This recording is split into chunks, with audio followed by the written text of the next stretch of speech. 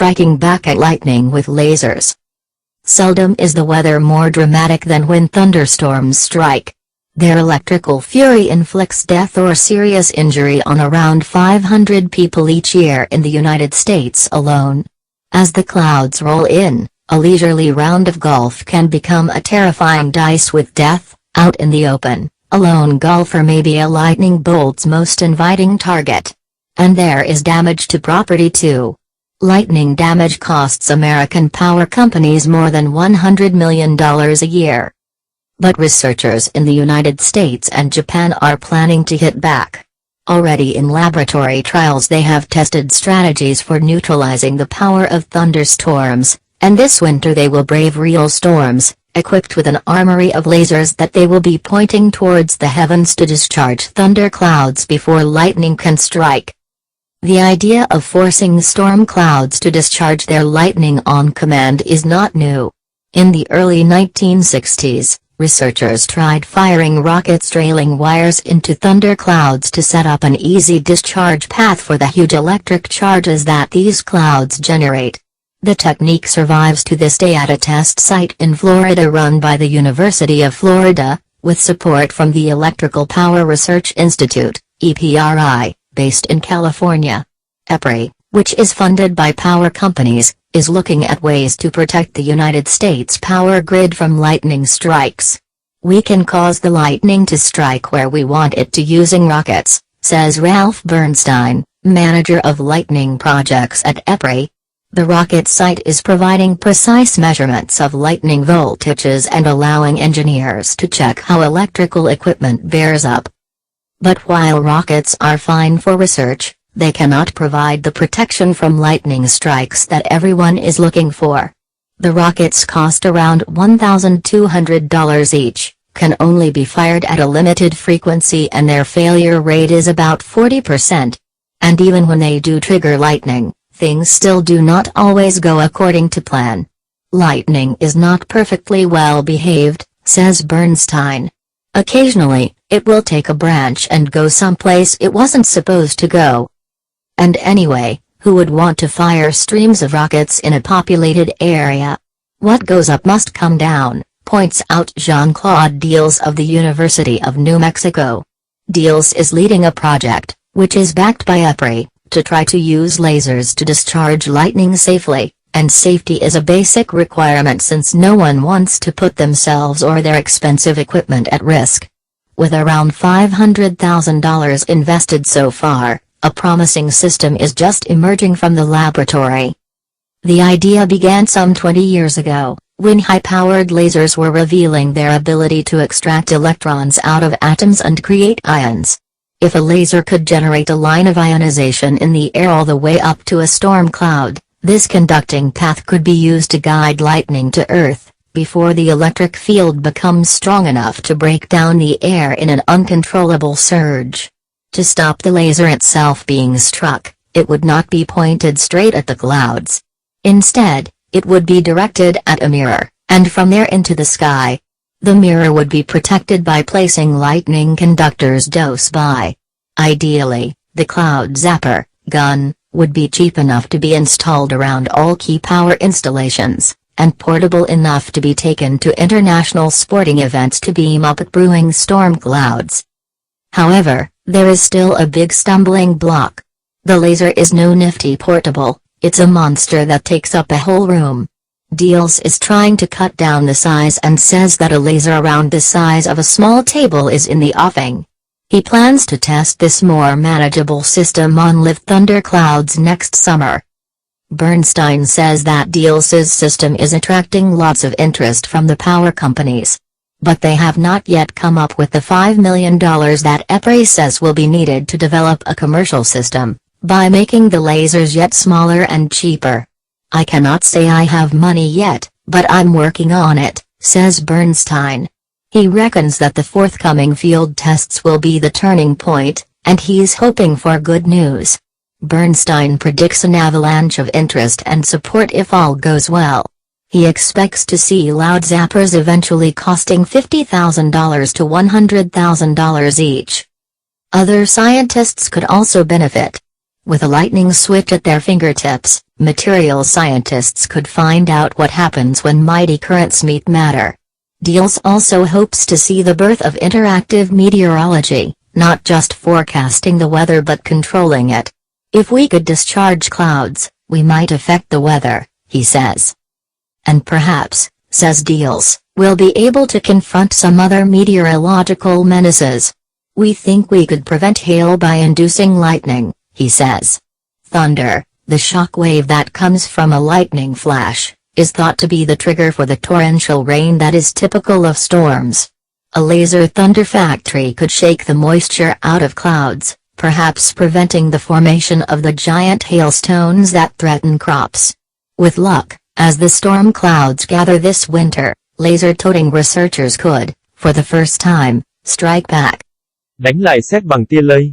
Có lẽ chẳng có điều kiện thời tiết nào kinh khủng hơn khi có dông bão, chỉ riêng ở Mỹ, dòng điện mạnh trong các trận bão đã gây ra thương vong hoặc thậm chí chết chóc cho khoảng 500 người mỗi năm, khi những đám mây kéo đến nhiều, một trận gôn giải trí ở ngoài trời có thể trở thành một trò may rủi thậm chí dẫn đến cái chết, một người chơi gôn có thể bị sét đánh, tài sản cũng có thể bị phá hủy, sự phá hủy của sét khiến cho các công ty năng lượng của Mỹ mất hơn 100 triệu đô la mỗi năm nhưng những nhà nghiên cứu ở Mỹ và Nhật đang có kế hoạch chống lại vấn nạn này. Trong các thử nghiệm ở phòng thí nghiệm họ đã thử nghiệm các chiến lược để trung hòa sức mạnh của sấm sét, và mùa đông này họ sẽ đương đầu với những cơn bão thật sự. Họ sẽ dùng laser hướng lên bầu trời để phóng mây rông trước khi sét đánh. Ý tưởng điều khiển mây bão phóng sét theo ý muốn của mình không phải là mới. Những năm đầu 1960, những nhà nghiên cứu đã thử bắn tên lửa vào mây rông để tạo đường phóng sét dễ dàng hơn.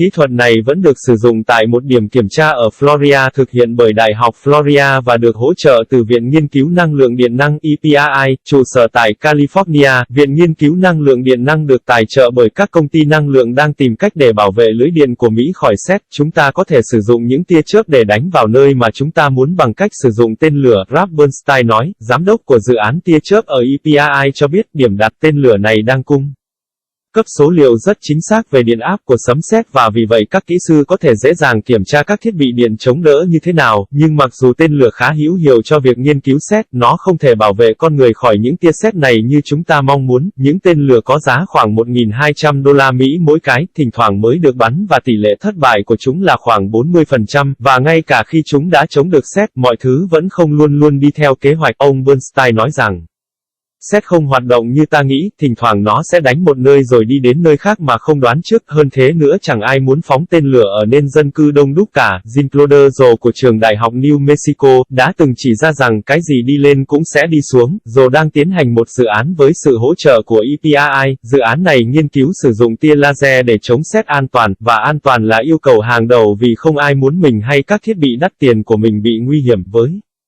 khoảng 500.000 đô la Mỹ tiền đầu tư, cho đến nay người ta đang thiết kế được một hệ thống phòng chống sét đầy hứa hẹn. Ý tưởng này bắt đầu từ 20 năm trước khi người ta thấy rằng những tia laser năng lượng cao có thể tách những electron ra khỏi nguyên tử và tạo ra các ion. Nếu một tia laser có thể tạo ra một dòng ion hóa trong không khí và đi lên đám mây bão, con đường này có thể được sử dụng để hướng sét tới trái đất trước khi dòng điện trở nên đủ mạnh để xé toạc không khí một cách đột ngột không kiểm soát được. Để ngăn chặn tia laser tự đánh vào nhau, nó sẽ không được nhắm thẳng vào các đám mây, thay vào đó nó được nhắm thẳng vào một cái gương, và từ đó đi lên bầu trời. Chiếc gương này sẽ được bảo vệ bằng cách đặt gần dây dẫn sét. Bộ súng này khá rẻ nên nó có thể được cài vào từng bộ năng lượng chính, và nhỏ đến mức có thể dễ dàng mang nó đến những sự kiện thể thao quốc tế để chiếu lên những đám mây bão. Tuy nhiên, vẫn có một hòn đá lớn cản đường, laser khó có thể di chuyển, nó là một tên quái vật chiếm cả một khoảng không rộng lớn. Joe đang cố gắng cắt giảm kích cỡ và nói rằng laser với kích cỡ của một cái bàn nhỏ sắp xuất hiện. Ông dự định kiểm tra hệ thống này trực tiếp trong một trận dông bão mùa hè tới. Bernstein nói rằng hệ thống của Joe đang thu hút nhiều sự chú ý của các công ty năng lượng, tuy nhiên họ chưa tạo ra đủ 5 triệu đô mà theo EPRI là số tiền cần thiết để phát triển một hệ thống có tính thương mại bằng cách tạo ra máy laser nhỏ hơn. Ông Bernstein nói rằng tôi chưa có số tiền đó, tôi đang cố gắng. Ông cho rằng những thí nghiệm sắp tới sẽ tạo ra một bước ngoặt trong ngành này và ông hy vọng sẽ nhận được tin tốt lành. Bernstein dự đoán, một loạt các đầu tư và hỗ trợ dồn dập sẽ đến nếu mọi việc suôn sẻ. Ông ta hy vọng sẽ tạo ra một bộ súng với chi phí chỉ còn 50.000 đến 100.000 đô la Mỹ. Các nhà khoa học khác cũng được hưởng lợi. Với việc điều khiển được sét, các nhà khoa học vật liệu có thể tìm hiểu những gì sẽ xảy ra khi dòng điện cực mạnh gặp vấn đề.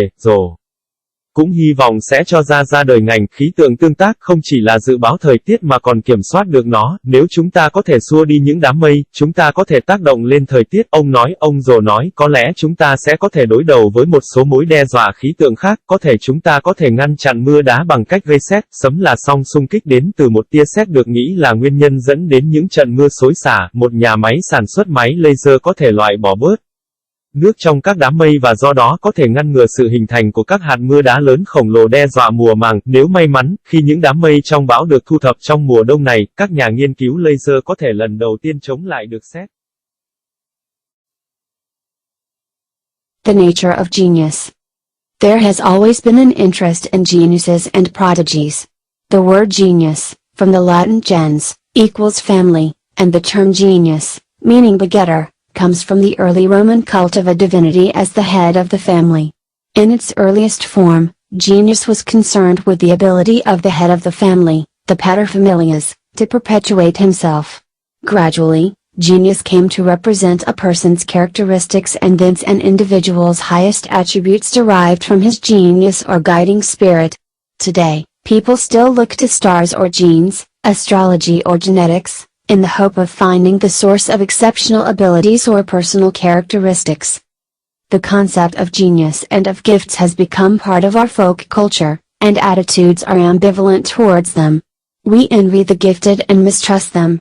In the mythology of giftedness, it is popularly believed that if people are talented in one area, they must be defective in another, that intellectuals are impractical, that prodigies burn too brightly too soon and burn out, that gifted people are eccentric, that they are physical weaklings, that there's a thin line between genius and madness, that genius runs in families, that the gifted are so clever they don't need special help, that giftedness is the same as having a high IQ, that some races are more intelligent or musical or mathematical than others, that genius goes unrecognized and unrewarded, that adversity makes men wise, or that people with gifts have a responsibility to use them.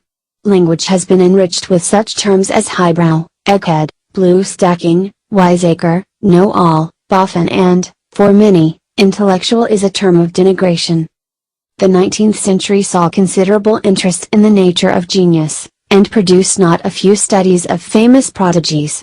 Perhaps for us today, two of the most significant aspects of most of these studies of genius are the frequency with which early encouragement and teaching by parents and tutors had beneficial effects on the intellectual, artistic or musical development of the children but caused great difficulties of adjustment later in their lives, and the frequency with which abilities went unrecognized by teachers and schools. However, the difficulty with the evidence produced by these studies, fascinating as they are in collecting together anecdotes and apparent similarities and exceptions, is that they are not what we would today call norm-referenced. In other words, when, for instance, information is collated about early illnesses, methods of upbringing, schooling, etc., we must also take into account information from other historical sources about how common or exceptional these were at the time. For instance, infant mortality was high and life expectancy much shorter than today, home tutoring was common in the families of the nobility and wealthy, bullying and corporal punishment were common at the best independent schools and, for the most part, the cases studied were members of the privileged classes. It was only with the growth of pediatrics and psychology in the 20th century that studies could be carried out on a more objective, if still not always very scientific, basis. Geniuses, however they are defined, are but the peaks which stand out through the mist of history and are visible to the particular observer from his or her particular vantage point. Change the observers and the vantage points, clear away some of the mist, and a different lot of peaks appear. Genius is a term we apply to those whom we recognize for their outstanding achievements and who stand near the end of the continuum of human abilities which reaches back through the mundane and mediocre to the incapable. There is still much truth in Dr. Samuel Johnson's observation: the true genius is a mind of large general powers, accidentally determined to some particular direction. We may disagree with the general, for we doubt if all musicians of genius could have become scientists of genius or vice versa, but there is no doubting the accidental determination which nurtured or triggered their gifts into those channels into which they have poured their powers so successfully. Along the continuum of abilities are hundreds of thousands of gifted men and women, boys and girls. What we appreciate, enjoy, or marvel at in the works of genius or the achievements of prodigies or the manifestations of skills or abilities which are similar to, but so much superior to, our own. But that their minds are not different from our own is demonstrated by the fact that the hard-won discoveries of scientists like Kepler or Einstein become the commonplace knowledge of school children, and the once outrageous shapes and colors of an artist like Paul Klee so soon appear on the fabrics we wear. This does not minimize the supremacy of their achievements, which outstrip our own as the sub-4 minute milers outstrip our jogging. To think of geniuses and the gifted as having uniquely different brains is only reasonable if we accept that each human brain is uniquely different. The purpose of instruction is to make us even more different from one another, and in the process of being educated we can learn from the achievements of those more gifted than ourselves. But before we try to emulate geniuses or encourage our children to do so, we should note that some of the things we learn from them may prove unpalatable. We may envy their achievements and fame, but we should also recognize the price they may have paid in terms of perseverance, single-mindedness, dedication, restrictions on their personal lives, the demands upon their energies and time, and how often they had to display great courage to preserve their integrity or to make their way to the top. Genius and giftedness are relative descriptive terms of no real substance. We may, at best, give them some precision by defining them and placing them in a context, but, whatever we do, we should never delude ourselves into believing that gifted children or geniuses are different from the rest of humanity, save in the degree to which they have developed the performance of their abilities. Bản chất của thiên tài, chúng ta luôn có một sự thích thú đặc biệt với các thiên tài và thần đồng. Từ thiên tài có phần gốc dần trong tiếng Latin có nghĩa là gia đình, và cụm từ thiên tài có nghĩa là cha, dựa trên nghi lễ tôn thờ những người đứng đầu gia đình ở đế chế La Mã cổ đại. Trước kia từ thiên tài được biết đến là những kỹ năng của người đứng đầu gia tộc và người lớn nhất trong gia đình sử dụng để tự duy trì vị trí của bản thân mình. Dần dần từ thiên tài được sử dụng để đại diện cho đặc điểm của một người, và rồi trở thành đặc điểm nổi bật nhất của một cá nhân xuất phát từ bản chất thiên tài, hoặc tinh thần lãnh đạo của người đó. Ngày nay, người ta vẫn nghiên cứu các vì sao hoặc gen, chiêm tinh học hoặc di truyền học nhằm tìm ra nguồn cội của những kỹ năng phi thường hay những đặc điểm cá nhân vượt trội. Khái niệm thiên tài và năng khiếu đã trở thành một phần của bản sắc dân gian, và chúng ta luôn giữ một thái độ hai chiều đối với các khái niệm này. Chúng ta vừa ghen tị với những người có tài, lại vừa nghi ngờ họ. Trong các giai thoại về những con người tài giỏi, người ta hay cho rằng khi một người thông thạo lĩnh vực này thì tất sẽ yếu kém ở lĩnh vực khác. Người trí thức thì thường không thực tế, các thần đồng tỏa sáng nhanh rồi cũng chóng tàn. Thiên tài là những người lập dị, có cơ thể yếu ớt. Người ta còn cho rằng ranh giới giữa thiên tài và bệnh tâm thần là rất mỏng manh. Bản chất thiên tài là di truyền giữa các thành viên trong gia đình. Những người có tài thường quá thông minh nên không cần ai giúp đỡ. Có tài có nghĩa là có chỉ số IQ cao. Một số chủng tộc có trí thông minh hoặc có thiên hướng về âm nhạc hay có khả năng toán học cao hơn các chủng tộc khác. Các thiên tài không được tín nhiệm và không được trao thưởng. Những nghịch cảnh sẽ khiến cho con người trở nên khôn ngoan và thông thái hơn. Những người có năng khiếu luôn có nghĩa vụ phải sử dụng tài năng của mình. Nhiều từ ngữ liên quan xuất hiện ngày càng nhiều trong hệ thống ngôn ngữ như người trí thức, nhà trí thức, nữ sĩ, kẻ ta đây, biết tuất, nhà nghiên cứu, và đối với một số người, từ người trí thức được xem là sự nhạo báng. Vào thế kỷ thứ 19, khái niệm bản chất của thiên tài đã nhận được sự quan tâm rất lớn, và giai đoạn này cũng cho ra đời một vài công trình nghiên cứu về những thần đồng nổi tiếng. Đối với chúng ta hiện nay thì hai trong số nhiều khía cạnh quan trọng nhất của đa số các nghiên cứu về thiên tài thời kỳ này, đó là một tần suất mà cha mẹ và giáo viên khuyến khích và dạy trẻ từ sớm. Điều này dẫn đến sự phát triển tốt về mặt trí tuệ, nghệ thuật hay âm nhạc cho trẻ nhỏ, tuy nhiên lại dẫn đến những khó khăn trong việc thích nghi với cuộc sống khi bọn trẻ lớn lên. Và hai là tần suất mà những khả năng thiên tài của trẻ nhỏ không được giáo viên hay trường học phát hiện. Tuy nhiên, mặc dù hấp dẫn và lôi cuốn như khi tìm hiểu nhiều giai thoại cũng như những điểm tương đồng và khác biệt giữa các thiên tài, khó khăn với các bằng chứng đưa ra từ những nghiên cứu này nằm ở chỗ chúng không phải là thứ mà ngày nay chúng ta gọi là tham chiếu chuẩn. Nói cách khác, ví dụ như trong khi thu thập thông tin về tiền sử bệnh tật thì chúng ta cũng cần phải quan tâm đến các dữ liệu lịch sử liên quan đến phương pháp nuôi dạy, học tập, xem ở thời điểm đó thì những yếu tố này có phổ biến không, có đặc biệt không. Ví dụ như tỷ lệ chết ở trẻ sơ sinh trước kia là rất cao, tuổi thọ lại ngắn hơn so với ngày nay. Giáo dục tại nhà vào thời đó là một phương Pháp phổ biến trong những gia đình quý tộc và giàu có, bạo lực học đường và nhục hình là những cảnh tượng thường thấy ngay cả ở những ngôi trường dân chủ nhất, và thông thường, các đối tượng nghiên cứu hầu như đều đến từ các thành viên thuộc tầng lớp cao trong xã hội. Chỉ đến thế kỷ thứ 20, khi mà nhi khoa và tâm lý học ngày càng phát triển thì các nghiên cứu mới có thể được thực hiện dựa trên nền tảng lý luận khách quan. Tuy nhiên, không phải lúc nào cũng được như vậy, dù được định nghĩa dưới góc độ nào đi nữa, các thiên tài là những đỉnh cao nổi bật trong chiều dài lịch sử, và họ luôn luôn được người khác nhìn thấy dưới một cách nhìn cụ thể. Nếu chúng ta thay đổi người quan sát và góc độ quan sát đi, lại cố gắng xóa đi lớp sương mù, thì thêm những thiên tài đỉnh cao khác lại xuất hiện. Thiên tài là một thuật ngữ dùng để chỉ những người mà chúng ta công nhận thông qua những thành tựu xuất sắc mà họ đạt được, và họ là những người đạt đến cực điểm khả năng ở con người, với điểm cực còn lại nằm ở những công việc tay chân tầm thường và những người không có năng lực. Vẫn còn nhiều sự thật khác được phát hiện trong nghiên cứu của tiến sĩ Samuel Johnson, đó chính là thiên tài đích thực sở hữu một khối óc có năng lực chung, và tình cờ những năng lực đó lại tập trung vào một hướng nhất định. Chúng ta có thể sẽ không đồng ý với khái niệm năng lực chung, vì chúng ta thường nghi ngờ việc các nhà công thiên tài có thể trở thành một nhà khoa học lỗi lạc, hoặc ngược lại, nhưng không nghi ngờ gì về việc một sự quyết tâm ngẫu nhiên nào đó đã nuôi dưỡng hoặc kích thích tài năng của họ vào cùng một hướng, và từ hướng đó mà họ vận dụng tài năng của mình một cách thành công. Hàng trăm hàng nghìn người đàn ông, phụ nữ, cháu trai hay cháu gái đều nằm trong danh sách tài năng này. Những gì mà chúng ta ưa chuộng, thưởng thức hoặc kinh ngạc đều là những tác phẩm do thiên tài tạo ra, hay những thành tích mà các thần đồng đạt được, và những thứ này đều là sự thể hiện ra bên ngoài các kỹ năng hoặc khả năng tuy tương đồng nhưng vượt trội hơn khả năng vốn có của bản thân ta rất nhiều, nhưng trí tuệ của họ không khác gì của chúng ta. Điều này được chứng minh bởi sự thật là những phát hiện vĩ đại bởi các nhà khoa học như Kepler hay Einstein ngày nay trở thành mảng kiến thức nền tảng đối với các em học sinh, hoặc là những hình thù và màu sắc từng được nhận định là kỳ quái do họa sĩ Paul Klee thiết kế nay lại trở thành những kiểu hoa văn thường thấy trên các loại quần áo mà chúng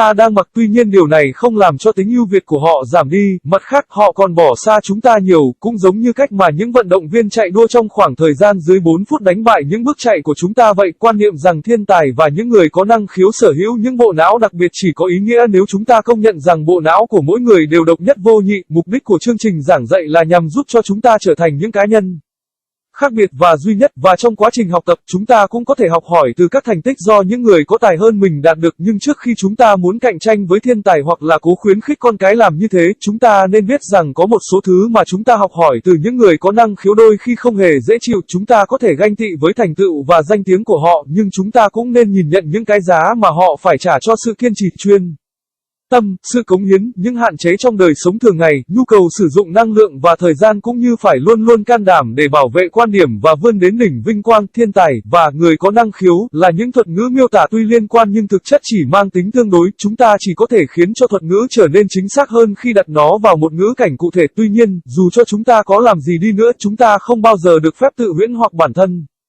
rằng thiên tài và những đứa trẻ có năng khiếu là những cá nhân dị biệt so với phần còn lại của xã hội, mà thật ra họ là những người biết tận dụng triệt để khả năng của mình để tạo ra hiệu suất. How does the biological clock tick? Our lifespan is restricted. Everyone accepts this as biologically obvious. Nothing lives forever. However, in this statement, we think of artificially produced, technical objects, products which are subjected to natural wear and tear during use.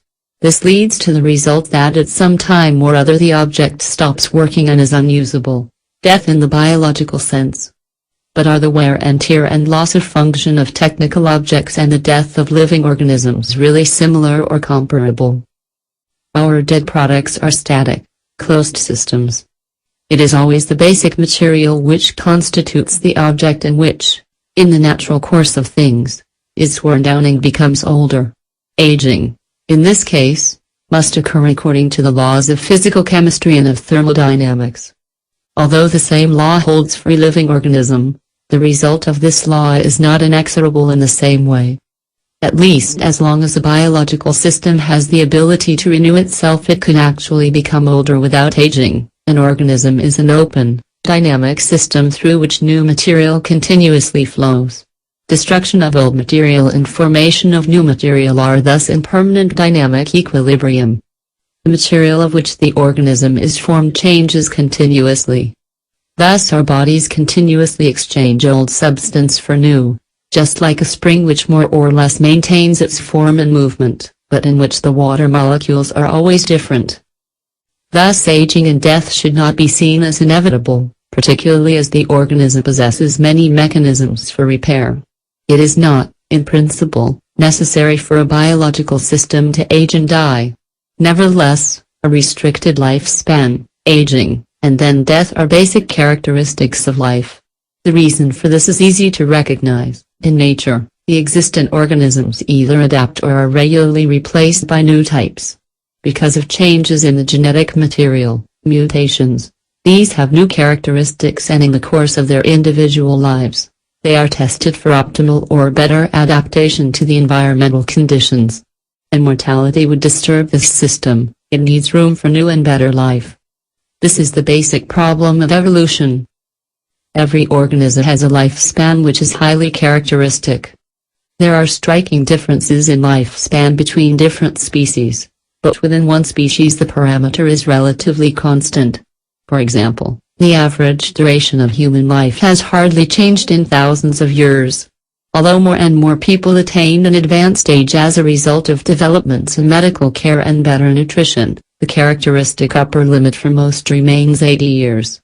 A further argument against the simple wear and tear theory is the observation that the time within which organisms age lies between a few days, even a few hours for unicellular organisms, and several thousand years, as with mammoth trees. If a lifespan is a genetically determined biological characteristic, it is logically necessary to propose the existence of an internal clock, which in some way measures and controls the aging process and which finally determines death as the last step in a fixed program. Like the lifespan, the metabolic rate has for different organisms a fixed mathematical relationship to the body mass. In comparison to the lifespan, this relationship is inverted. The larger the organism, the lower its metabolic rate. Again, this relationship is valid not only for birds, but also, similarly on average within the systematic unit, for all other organisms, plants, animals, unicellular organisms. Animals which behave frugally with energy become particularly old, for example, crocodiles and tortoises. Parrots and birds of prey are often held chained up. Thus they are not able to experience life, and so they attain a high lifespan in captivity. Animals which save energy by hibernation or lethargy, for example bats or hedgehogs, live much longer than those which are always active. The metabolic rate of mice can be reduced by a very low consumption of food, hunger diet. They then may live twice as long as their well-fed comrades. Women become distinctly, about 10%, older than men. If you examine the metabolic rates of the two sexes, you establish that the higher male metabolic rate roughly accounts for the lower male lifespan. That means that they live life energetically, more intensively, but not for as long.